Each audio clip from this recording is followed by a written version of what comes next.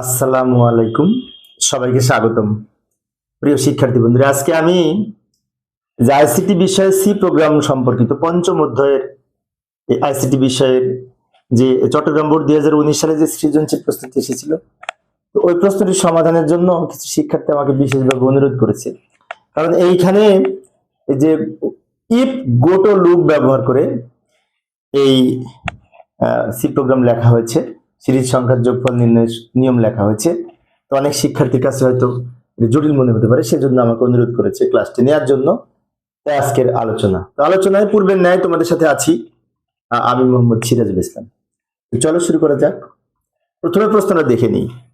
এই যে আমি প্রশ্নটা উপস্থাপন করলাম, চট্টগ্রাম বোর্ড 2019 সালে যে প্রশ্নটি ছিল, এইখানে একটা সিরিজ দেয়া আছে এবং এটা কিন্তু উল্টা ভাবে এই যে বিশেষ করে বৃহত্তম সংখ্যা থেকে আস্তে আস্তে কমতে কমতে ক্রমান্বয়ে কমে গেছে। যেমন 90 স্কোয়ার প্লাস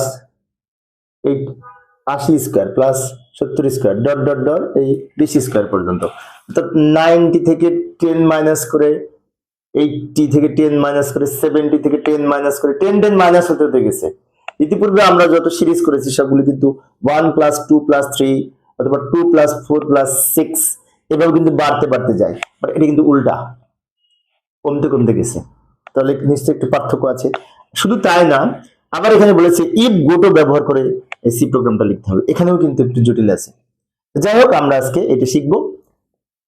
তো এই এক লাইনের উদ্দীপক দেখে আমাদের গ এবং ঘ নং প্রশ্নের উত্তর দিতে হবে। ক এবং খ এই দুটো কিন্তু উদ্দীপক ছাড়াই উত্তর দিতে পারি, তাই না? ক নম্বরে বলেছে কিওয়ার্ড কি। কিওয়ার্ড হচ্ছে সি প্রোগ্রামের সংরক্ষিত কিছু শব্দ, ওয়ার্ড, যে সমস্ত ওয়ার্ডগুলি বিশেষ করে বিশেষ বিশেষ অর্থে ব্যবহার করা হয়। আমি লিখে দেখাচ্ছি, তাহলে মনে থাকবে। কিওয়ার্ড কিওয়ার্ড হলো সি প্রোগ্রামিং ভাষায় ব্যবহৃত বেশ কিছু সংরক্ষিত শব্দ। এখন আমরা যখন ডেটা টাইপ ঘোষণা করি তখন কিন্তু এই কিওয়ার্ড গুলি লিখে থাকি। আবার অনেক সময় প্রোগ্রামের মধ্যে বিভিন্ন জায়গায় আমরা কিওয়ার্ড গুলি ব্যবহার করে থাকি। তোমাদের বইতে সাধারণত 32টা না কয়টা জন্য আছে দেখলাম, মেন বইতে এই কিওয়ার্ড গুরুত্বপূর্ণগুলি দেয়া আছে। But Anshi, ANSI, American national standard institute কর্তৃক প্রকাশিত এই কিওয়ার্ডের সংখ্যা হচ্ছে 47টি। সি প্লাস প্লাসে আবার সম্ভবত 63 না কতটি। তো যাই হোক, আমাদের এখানে এই যে আইএনটি, ফ্লট, ফর, সিএসইআর, ইফ, হোয়াইল, ডু হোয়াইল, বিভিন্ন রকম কিওয়ার্ড আছে, তাই না? কিওয়ার্ডের একটা বৈশিষ্ট্য হচ্ছে স্মল লেটারে লিখতে হয়, লোয়ার কেজে লিখতে হয়, ছোট হাতের অক্ষরে লিখতে হয় কিওয়ার্ড। সেজন্য সি প্রোগ্রামকে আবার কেস সেনসিটিভ ভাষা বলা হয়। যাই হোক, এই কিওয়ার্ডের সংজ্ঞা আমরা বুঝতে পেরেছি। আবার উদ্দীপকের খ নাম্বারে কি বলেছিল দেখি। খ নাম্বারে বলেছে সি ভাষায় 1 নাম্বার সঠিক চলক নয়, ব্যাখ্যা করো। এখন 1 নাম্বার কেন সঠিক চলক নয়? চলক মানে কি? ভেরিয়েবল। ভেরিয়েবল ঘোষণার কিছু নিয়ম আছে, সেই নিয়মের মধ্যে থেকে আমরা লক্ষ্য করলে দেখতে পাই 1 নাম্বারটা সঠিক না। কেন সঠিক না তার ব্যাখ্যা দিব। আচ্ছা, এই চলক ঘোষণার সময় আমরা জানি বর্ণ, অঙ্ক এবং আন্ডারস্কোর, অর্থাৎ সংখ্যা ব্যবহার করা যাবে, বর্ণ ব্যবহার করা যাবে, অক্ষর ব্যবহার করা যাবে, এবং প্রতীকের মধ্যে শুধু আন্ডারস্কোর ছাড়া আর কিছু ব্যবহার করা যাবে না।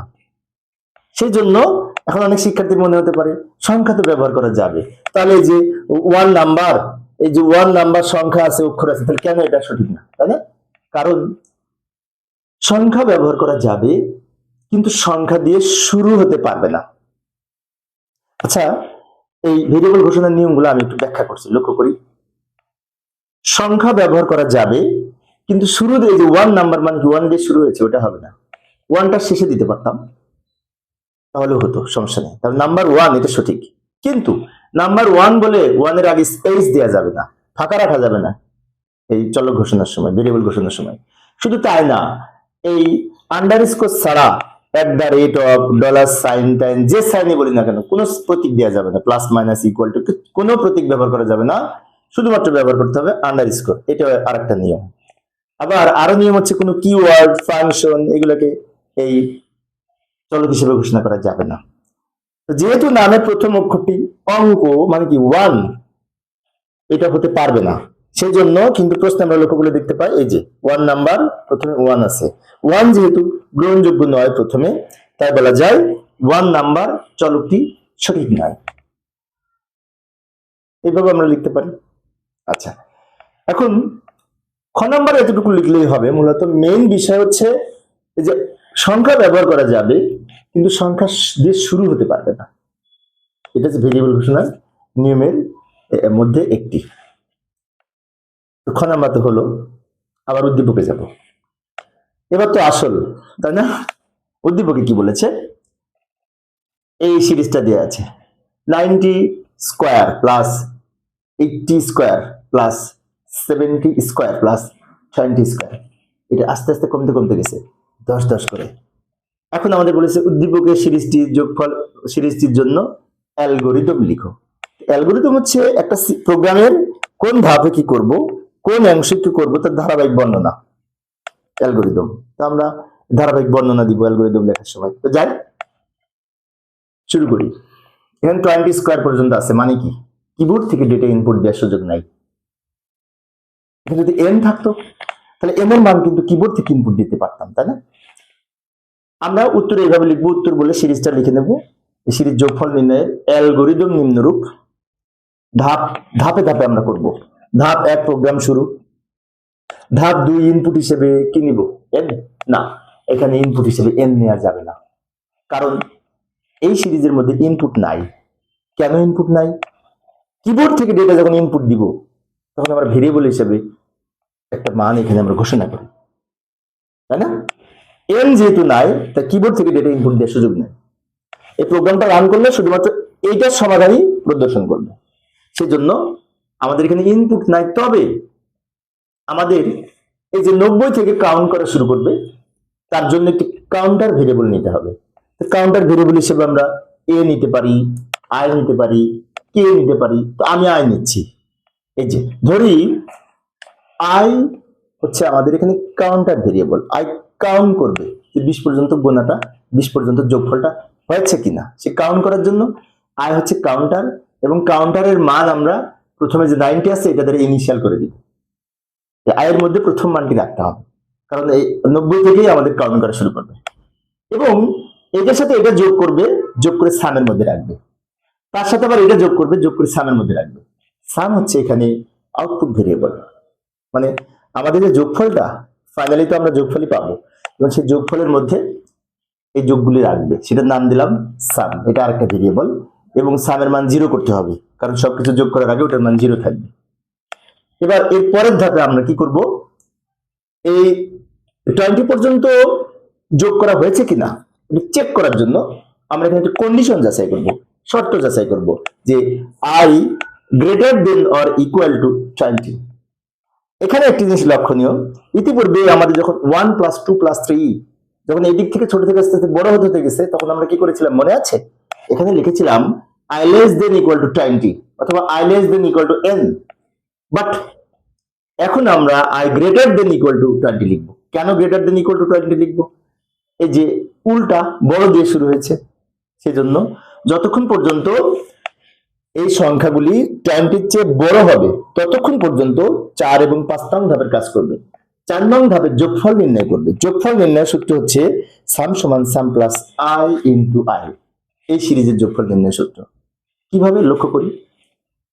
সামের মান আমরা 0 ধরেছি, তাহলে যোগফল সমান এই 0 সাথে i মানে কি 90 ধরেছি, 90 ইনটু 90 গুণ করে যেটা হবে সেই মানটা শূন্যের সাথে যোগ করে এই সামের মান ইনিশিয়াল করবে, আইডেন্টিফাই করবে, অ্যাসাইন করবে। এই সামের মান হবে কোনটি? এটুকু যোগফল। এবার পরের বার আবার এই আয়ের মান কত ছিল? 90। 90 সাথে 10 মাইনাস করে 80 হবে। সেটা করার জন্য আমাদের আবার এখানে একটা ধাপ লিখতে হবে।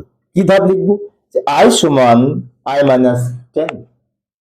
এখন ইতিপূর্বে কিন্তু আমরা মনে আছে i সমান i প্লাস সামথিং লিখেছিলাম, কারণ সেখানে আস্তে আস্তে বাড়ছে, কিন্তু এখানে তো বড় থেকে কমছে, যেহেতু কমে কমে গেছে সেজন্য লিখলাম i সমান i মাইনাস 10। 10 করে কমছে প্রতি ধাপে।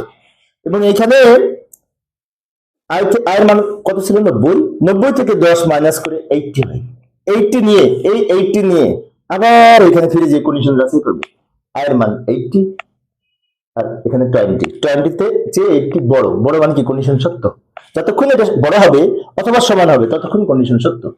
এখন বড় হয়েছে মানে কি কন্ডিশন সত্য, তখন কি করবে এই কাজটা আবার করবে, মানে কি এই আগের যে যোগফল ছিল তার সাথে এই 80 ইন্টু 80 এটা স্কোয়ার করে আবার যোগ করবে, যোগ করে ওই 80 এর সাথে আবার 10 মাইনাস করে 70 হবে, 70 নিয়ে এখানে কন্ডিশন যাচাই করবে, যাচাই করে সত্য হবে। কেন সত্য হবে, এদিকে 20 এদিকে 70, এখানেও কিন্তু কন্ডিশন সত্য, সত্য হলে আবার কিন্তু এই কাজটা করবে, বারবার এই কাজটা করতে থাকবে, করতে করতে করতে করতে করতে কমতে কমতে এক সময় কিন্তু 10 করে কমতে কমতে 20 চেয়ে নিচে নেমে যাবে এই আয়ের মান। কারণ আয়ের মান যদি প্রতিবার 10 করে কমে, কমতে কমতে এক সময় 20 এর নিচে চলে যাবে না, তো 20 থেকে 10 মাইনাস করে যখন 10 হবে, সে 10 নিয়ে আবার এখানে যাচাই করবে, আয়ের মান 10 এখানে 20 চেয়ে 10 ছোট, ছোট মানে কি কন্ডিশন মেলে না, তখন কন্ডিশন ফলস, মিথ্যা, মিথ্যা মানে কি যখন এটা ছোট হবে এটা বড় হবে তখন কিন্তু সত্য নয়, যতক্ষণ এটা বড় অথবা সমান থাকবে ততক্ষণ সত্য। যখন এই কন্ডিশন ফলস হবে তখন কি করবে, এই কাজ দুইটা না করে 6 নং ধাপে চলে যাবে। যখন এই কন্ডিশন ফলস হবে তখন এখানে প্রবেশ করবে না প্রোগ্রামটা, প্রোগ্রামটা কি করবে পরে এই 6 নং ধাপে যে এই সামের মান প্রিন্ট করে প্রোগ্রাম শেষ করে দিবে। অর্থাৎ 20 পর্যন্ত যোগ করার পর আর যোগ করবে না, না করে কি করবে যোগফলটা আউটপুট আকারে দেখাবে, দেখানোর জন্য হচ্ছে সামের মান প্রিন্ট করে প্রোগ্রাম শেষ করবে। তো এই হচ্ছে অ্যালগরিদম। এবার যাই সি প্রোগ্রাম লিখবো। সি প্রোগ্রামে এখানে আবার সি প্রোগ্রামে একটু প্যাচ লাগাই দিছে, আমরা এই প্রোগ্রামটা বিভিন্ন লুপ ব্যবহার করে করতে পারি। লুপ কি, লুপ হচ্ছে প্রোগ্রামে একই কাজ পুনরায় পুনরায় বারবার সম্পাদনের জন্য যে স্টেটমেন্ট ব্যবহার করা হয় তাকে লুপ স্টেটমেন্ট বলে। বিভিন্ন ধরনের লুপ স্টেটমেন্ট আছে, যেমন ফর, তারপর হচ্ছে কি যে হোয়াইল, ডু হোয়াইল, তাই না? কিন্তু আমাদের for for while do while এগুলো করতে বলেনি, বলেছে ইফ গোটো। ইফ গোটো কিন্তু আমাদের এই প্রোগ্রামটা করার জন্য ইফ গোটো ব্যবহার করে করা যায়, সেটা আমি দেখাবো। যাই, ইফ গোটো ব্যবহার করে এই সিরিজের যোগফল নির্ণয় সি প্রোগ্রাম লিখবো। আমি ছোট্ট করে লিখে রাখলাম, উত্তর এখান থেকে শুরু হয়ে গেছে। কিন্তু গোটো স্টেটমেন্ট ব্যবহার করে এই সিরিজের যোগফল নির্ণয় সি প্রোগ্রাম নিম্নরূপ। এখানে অনেক জায়গা লাগবে, তো ছোট্ট করে আমি ওখানে কিছু অংশ লিখে রাখলাম উত্তরের শুরুটা। এবার এইখানে টোটাল প্রোগ্রামটা লিখবো বাম দিকে। আচ্ছা, আমরা শুরুতেই কিন্তু একটি হেডার ফাইল যুক্ত করব, তাই না? Pre processor directive include hashtag ব্যবহার করে ইনক্লুড, এরপরে আমরা লিখবো একটি header file include stdio.h, std standard, আইতে ইনপুট ওতে আউটপুট ডট এইচ মানে হেডার ফাইল। এই লাইনটা কেন আমরা যুক্ত করি, তাই না? কারণ সি প্রোগ্রামটা হচ্ছে পূর্ব থেকে তৈরিকৃত কিছু ফাংশনের নিয়ে এসি প্রোগ্রামটা প্রস্তুত করা হয়। তো পূর্ব থেকে তৈরিকৃত কিছু প্রোটোটাইপ বা কিছু লাইব্রেরি ফাংশন থাকে, সেই ফাংশনের কার্যক্রমে হেডার ফাইলে যুক্ত থাকে। তাই আমরা প্রথমে হেডার ফাইল যদি যুক্ত না করি, আমি এই প্রোগ্রামের মধ্যে যখন print F scan F function হিসেবে ব্যবহার করবো, ইনপুট আউটপুট ফাংশন, এগুলো কাজ করবে না যদি এটা যুক্ত না করি। ওকে, এরপরে কি করব, মেইন ফাংশন। সি প্রোগ্রাম শুরু হয় একটি মেইন ফাংশন দিয়ে, তাই মেইন ফাংশন দিলাম। মেইন এটা ফাংশনের প্রতীক, ওপেনিং কার্লি ব্র্যাকেট, এই যে কার্লি ব্র্যাকেট আমরা সেকেন্ড ব্র্যাকেট বলি, প্রোগ্রামিং এর ভাষায় বলা হয় কার্লি ব্রেস বা কার্লি ব্র্যাকেট। এটা হচ্ছে প্রোগ্রামে স্টার্ট করার প্রতীক। স্টার্ট করার পরে আমরা এখন এইখানে ভেরিয়েবল ডিক্লেয়ার করব, চলকের নাম ঘোষণা করব। তো চলকের নাম ঘোষণা করার সময় ডেটা টাইপ উল্লেখ করতে হবে। এখানে কিন্তু 90, 80, 70, 20 অল ইজ ইন্টিজার নাম্বার, পূর্ণ সংখ্যা। এটা হচ্ছে পূর্ণ সংখ্যা। পূর্ণ সংখ্যার জন্য ডেটা টাইপ হচ্ছে আইএনটি, কেউ বলে ইন্ট, কেউ বলে আইএনটি, যে যা বলে শান্তি পাই, সমস্যা নেই। আইএনটি দিয়ে একটা স্পেস দিয়ে আমরা এখানে দুইটা ভেরিয়েবলের নাম লিখবো। কি কি, একটা কাউন্টার ভেরিয়েবল নিব, কাউন্ট করবো বসে বসে আই। আরেকটা যোগফলের জন্য সাম নামে একটা ভেরিয়েবল নেব, যার কাজ যোগ করে করে এখানে সংরক্ষণ করবো। দুইটা ভেরিয়েবল, একটি কাউন্টার ভেরিয়েবল, আরেকটা হচ্ছে যোগফল রাখার জন্য আউটপুট ভেরিয়েবল। আচ্ছা, ভালো কথা। এখন এই দুটো কেন নিলাম, তাই না? কারণ আমাদের অনেক সময় এখানে এন এনও লিখি, কিন্তু আইএনটি এন আই সাম লিখি না। এন কেন নিলাম না? কারণ এখানে এন নাই, কিবোর্ড থেকে ডেটা ইনপুট দেওয়ার সুযোগ নাই, সেজন্য এখানে এন লিখি নাই। লেখার নিয়মটা হচ্ছে আইএনটি তারপরে স্পেস দিব, তারপরে ভেরিয়েবলের নাম লিখবো, শেষে যে ভেরিয়েবলটা লিখবো তার শেষে সেমিকোলন দিব। কারণ সি প্রোগ্রামের প্রতিটি স্টেটমেন্ট শেষে সেমিকোলন লিখতে হয়। অবশ্য কিছু কিছু ক্ষেত্রে সেমিকোলন হয় না, যেমন ফর, ইফ, হোয়াইল, তারপর ডু হোয়াইলের ক্ষেত্রে আবার হোয়াইল শেষে সেমিকোলন হয়। বিষয়গুলি মনে রাখবে, এগুলো হচ্ছে সি প্রোগ্রামের ব্যাকরণগত বৈশিষ্ট্য। এখন এরপরে কি করব? এরপরে আমরা আয়ের মান 90 দ্বারা ইনিশিয়াল করে দিব, 90 কে আয়ের মধ্যে রাখবো। আয়ের মান 90 ধরে আমি যোগফল নির্ণয় সূত্র লিখব। যোগফল নির্ণয় সূত্র কি? সাম সমান সাম প্লাস আই ইন্টু আই। কিছুক্ষণ আগে অ্যালগরিদম লিখেছি, সেটা লিখবো। তবে তার আগে আমাদের যেহেতু এই গোটো স্টেটমেন্ট ব্যবহার করে করব, তাই গোটো লেখার ক্ষেত্রে আমাদের এখানে একটি স্টেটমেন্ট নিতে হবে। স্টার্ট নিলাম আমি, স্টার্ট নিয়ে কোলন দিতে হবে। এখন এখানে আমি স্টার্ট লিখতে পারি, লেবেল লিখতে পারি, আমার নামও লিখতে পারি সিরাজ, তাও হবে, সমস্যা নেই। কিন্তু পরে আরেকবার সিরাজ লিখতে হবে, এখানে ইচ্ছে মতো লেখা যায়। আচ্ছা, স্টার্ট লিখলাম আমি। লেখার পরে কি স্টার্ট করবে? কি স্টার্ট করবে? যোগফল স্টার্ট করবে। যোগফলের সূত্র হচ্ছে সাম সমান সাম plus I, I into I, কারণ এই স্কোয়ার আছে। যদি পাওয়ার কিউ থাকতো, 3 থাকতো, তাহলে লিখতাম সাম সমান I into I into I. আচ্ছা, যোগ করার পাশাপাশি আবার এই আয়ের মান 10 10 করে ডিক্রিজ করবে, মাইনাস করবে। সেজন্য আই সমান আই মাইনাস 10। প্রথমে আয়ের মান ছিল 90, 90 থেকে 10 মাইনাস করবে, কত হবে? 80। 80 নিয়ে এখানে if 80 less than greater than equal to 20 কন্ডিশনটা যাচাই করবে। যদি সত্য হয় তাহলে এখানে যা বলবো তাই করবে। কি বলে দিলাম? Go to start. ভালো করে লক্ষ্য করি, প্রোগ্রাম কি করবে? যোগফলটা নির্ণয় করবে। আয়ের মান প্রথমে 90 ধরে, এই সামের মান 0 ধরে এটার সমাধান করবে। যে যোগফলটা থাকবে, সেটা যে যোগফলটা পাবে এটা এই সামের মান অ্যাসাইন করবে, নির্ধারণ করবে। করার পরে আয়ের মান 10 মাইনাস করে 80 হবে। 80 বসিয়ে এইখানে 20 এর সাথে 80 কম্পেয়ার করে বাম দিক বড়, বাম দিক বড় হলে কন্ডিশন সত্য। কারণ আয়ের মান 80, 10 মাইনাস করে, আর এখানে 20, তা আয়ের মান বড়। বড় হলে go to start. Go to start মানে কি বলে দিলাম, আবার তুমি চলে যাবে স্টার্টে চলে যাবে। এখন আমি কিছুক্ষণ আগে যেটা বলছিলাম, এইখানে আমি ইচ্ছে মতো লিখতে পারি। এখানে যদি লিখতাম সিরাজ, আমার নাম, এখানে লিখতাম সিরাজ, গো টু সিরাজ, তার মানে সিরাজের কাছে ফেরত যাবে। এখানে যদি লিখতাম লেভেল, এখানে লেভেল, এখানে কোলন হবে, বাট এখানে সেমিকোলন হবে। আচ্ছা, গো টু স্টার্টে যে আবার কি করবে? এই যোগফলটা নির্ণয় করবে, আয়ের মান 10 কমাবে, কমায় আবার কন্ডিশন যাচাই করবে। এইভাবে বারবার করতে থাকবে। ইফ গোটোর কাজটা এইভাবে চলতে থাকবে, চলতে চলতে চলতে চলতে এক সময় কিন্তু এই যে আয়ের মান 10 10 করে মাইনাস করতে করতে এক সময় কিন্তু 20 এর চেয়ে কমে যাবে, কমে 10 হতে পারে। 10 যখন হবে তখন আর এটা যদি কন্ডিশন ফলস হয়, তখন আর এইটা ফলো না করে এই উপরে না যেয়ে নিচে যা বলবো সেই কাজটা করবে। নিচে কি বলবো? প্রিন্ট, মানে প্রিন্ট করো। কি প্রিন্ট করবে? সামের মান প্রিন্ট করে প্রোগ্রাম শেষ করে দিবে। ভালো করে লক্ষ্য করি, ইফ গোটোটা একটু খেয়াল করি। যোগফল নির্ণয় করবে, আয়ের মান 10 মাইনাস করে কন্ডিশন চেক করবে। যতক্ষণ কন্ডিশন সত্য হবে ততক্ষণ গোটো স্টার্টে যে কাজটা করবে। করতে করতে করতে করতে এক সময় কিন্তু আয়ের চেয়ে এই 20 এর চেয়ে আয়ের মান ছোট হবে, কমতে কমতে এক সময় তো ছোট হবেই। যখন ছোট হয়ে যাবে তখন কম্পাইলার বুঝতে পারবে, ও আমাকে তো 20 পর্যন্ত যোগ করতে বলেছে, তা ছোট হয়ে গেছে মানে কি আমার আর যোগ করার প্রয়োজন নাই, আমার কাজ শেষ। কাজ শেষ হলে কি করবে? প্রিন্টের মধ্যে যা লিখবো সেই কাজটা করবে। প্রিন্টের মধ্যে লিখে দিলাম %d। %d কেন লিখলাম? %d হচ্ছে ফরম্যাট স্পেসিফায়ার, যেটি ইন্টিজার টাইপ ডেটা বা পূর্ণ সংখ্যা ডেটার জন্য আউটপুট হিসেবে আমরা এখানে %d লিখেছি। অর্থাৎ যে সামের মানটা এইখানে প্রদর্শন করবে, যেখানে %d লিখবো, এবং যার মানটা এখানে প্রদর্শন করবে তার নামটা কিন্তু লিখে রাখতে হবে। সামের মানটা প্রদর্শন করবে এইখানে।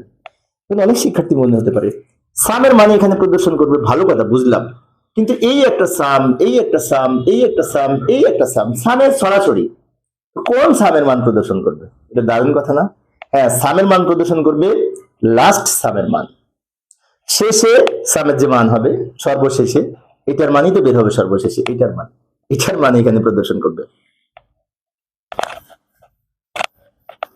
তো প্রিয় শিক্ষার্থী বন্ধুরা, এই ছিল আজকের আলোচনা। ইফ গুলো ব্যবহার করে আমি এই সি প্রোগ্রাম লিখে দেখিয়েছি। ইফের শেষে কিন্তু সেমিকোলন হয় না, খেয়াল রাখবো। প্রতিটা শেষে সেমিকোলন হয়েছে, আবার স্টার্ট এখানে কোলন হবে, এখানে আবার গুড স্টার্টে সেমিকোলন হবে।